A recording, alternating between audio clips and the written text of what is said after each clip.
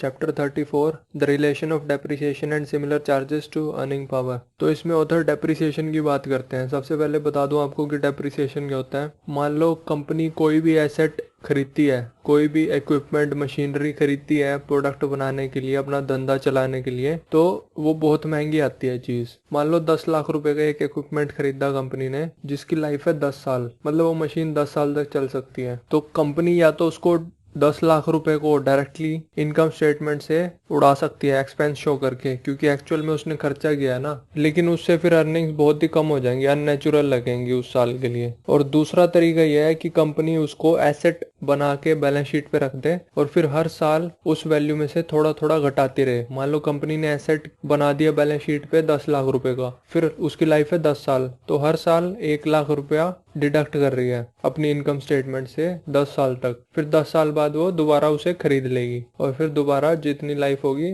Over that time उसे deduct करते रहेंगे इनकम स्टेटमेंट से। तो ये वाला चैप्टर और अगले 2 चैप्टर डेप्रिसिएशन के ऊपर ही होंगे। तो ऑथर बोलते हैं डेप्रिसिएशन में कुछ प्रॉब्लम्स हैं, जैसे कि अकाउंटिंग रूल्स हैं जो वो बहुत सारे तरीके अलाउ करते हैं डेप्रिसिएशन के यूज करने के लिए, जिसकी वजह से कंपनीज अपने हिसाब से डेप्रिसिएशन शो कर देती हैं और इनकम को अंडरस्टेट या ओवरस्टेट कर देती हैं। तो इसलिए इन्वेस्टर को अपने इन्वेस्टमेंट स्टैंड पॉइंट से देखना चाहिए डेप्रिसिएशन को, ना कि अकाउंटिंग स्टैंड पॉइंट से। तो अगर कंपनी की डेप्रिसिएशन कम होगी तो उसकी इनकम ज्यादा होगी, और डेप्रिसिएशन मेथड कौन सा यूज करना है ये कंपनी खुद डिसाइड करती है। फ्रीडम दिया हुआ है कंपनीज को कि कौन सा चूज करना है, और फिर कंपनीज ऐसा ही चूज करती हैं ताकि उनकी अर्निंग्स अच्छी दिखे। यहाँ पे कुछ कंपनीज अपने एसेट्स को मार्क डाउन भी कर देती हैं ताकि उनके एसेट की वैल्यू कम हो जाए और वो चीज तो सरप्लस को चार्ज कर देंगे, और फिर आने वाले सालों में डेप्रिसिएशन कम हो जाएगी और अर्निंग्स बढ़ जाएगी। तो ओवर स्टेट करती हैं वो अर्निंग्स को इस तरीके से।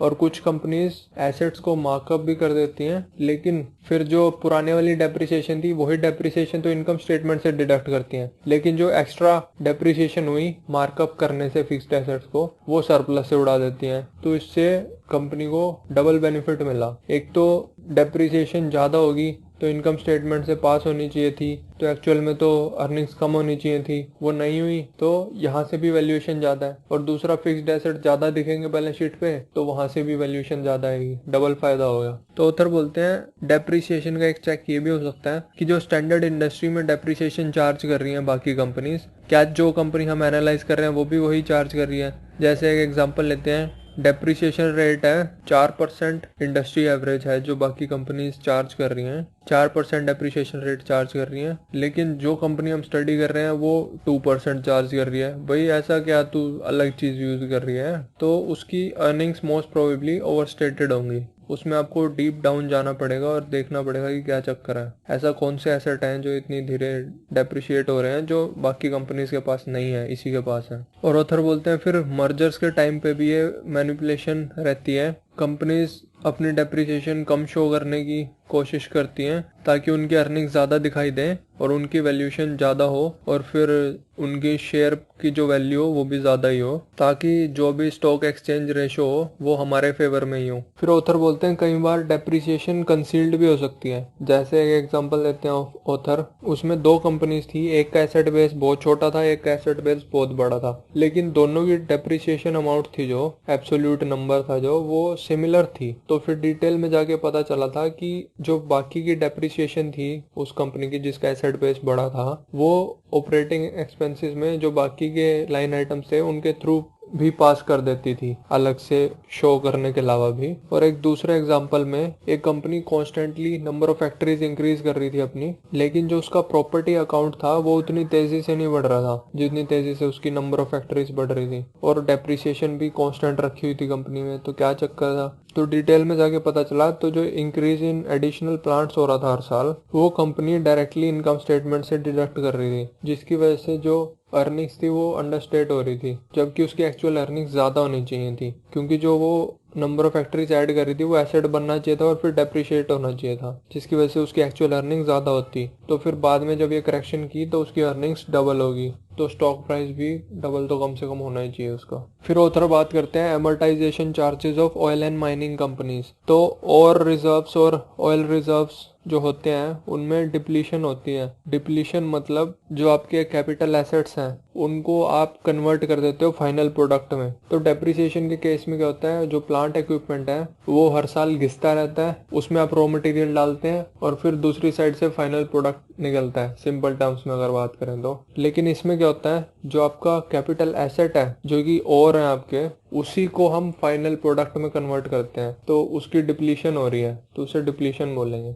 डेप्रिसिएशन में तो आप एसेट खरीदते हो ताकि उसके थ्रू आप रॉ मटेरियल पास कर सको और फाइनल प्रोडक्ट बना सको, और आपका इक्विपमेंट घिस जाता है पूरा ओवर इट्स लाइफ। लेकिन डिप्लीशन में क्या हो रहा है, जो आप एसेट खरीद रहे हो उसी का आप कोई प्रोडक्ट बना रहे हो। माइनिंग कंपनीज में इन्वेस्ट करते हैं, उनको अपना खुद का डिप्लीशन चार्जेस निकालने चाहिए। इसके बारे में आने वाले चैप्टर्स में बात होगी कि कैसे करना है। ऑथर ये भी बोलते हैं कि हमें इस बात पे भी नजर रखनी चाहिए कि एसेट्स को राइट डाउन तो नहीं किया जा रहा, ताकि एमोर्टाइजेशन डिप्लीशन चार्जेस कम दिखाए जाएं, ताकि अर्निंग्स बेहतर दिखाई दें। और ऐसा तो नहीं हो रहा कि डिप्लीशन डेप्रिसिएशन या एमोर्टाइजेशन सरप्लस से चार्ज हो रही हो, या कोई अलग से सरप्लस क्रिएट की हुई है डेप्रिसिएशन सरप्लस बैलेंस शीट पे वहां पे चार्ज हो रही हो। तो ऑथर बोलते हैं ये सब इनकम स्टेटमेंट से ही पास होना चाहिए। फिर ऑथर लास्ट में बात करते हैं लीज होल्ड और लीज होल्ड इम्प्रूवमेंट्स की कैसे एमोर्टाइजेशन करनी चाहिए। तो जैसे कि हमने बात की थी, लीज होल्ड कैपिटलाइज की हुई है यानी कि एसेट बनाई हुई है और लायबिलिटी बनाई हुई है बैलेंस शीट पे, और फिर उसको राइट ऑफ करते रहते हैं हर साल over the life of the lease. ठीक है जी। तो लीज होल्ड इम्प्रूवमेंट क्या होती है, जो भी आपने लीज्ड प्रॉपर्टी ली हुई है उस पे आप कुछ भी इम्प्रूवमेंट्स करते हो। जैसे आपने बिल्डिंग ली हुई है, उस बिल्डिंग में आप कुछ कस्टमाइज चेंजेस करते हैं, ऑल्टरेशंस करते हैं, तो वो लीज होल्ड इम्प्रूवमेंट्स होगी। और उन इम्प्रूवमेंट्स को भी आप एसेट बना के और उसको भी हर साल राइट डाउन करना चाहिए। तो इससे आपकी मतलब एमोर्टाइजेशन बढ़ जाएगी, अर्निंग्स कम हो जाएंगी। तो ये सही तरीका है इसको करने का। इसको एमोर्टाइज इसलिए करना चाहिए क्योंकि आपकी प्रॉपर्टी नहीं है, वो कुछ भी इम्प्रूवमेंट कर लो छोड़ के तो वहीं जानी पड़ेगी। तो जो आपने खर्चा किया उसको आपको एमोर्टाइज डेप्रिशिएट करना पड़ेगा। फिर लास्ट में पेटेंट्स और गुडविल की एमोर्टाइजेशन की बात होती है। इनको भी इनकम स्टेटमेंट से ही पास करना चाहिए जितनी भी इनकी लाइफ होती है over that life, both of them.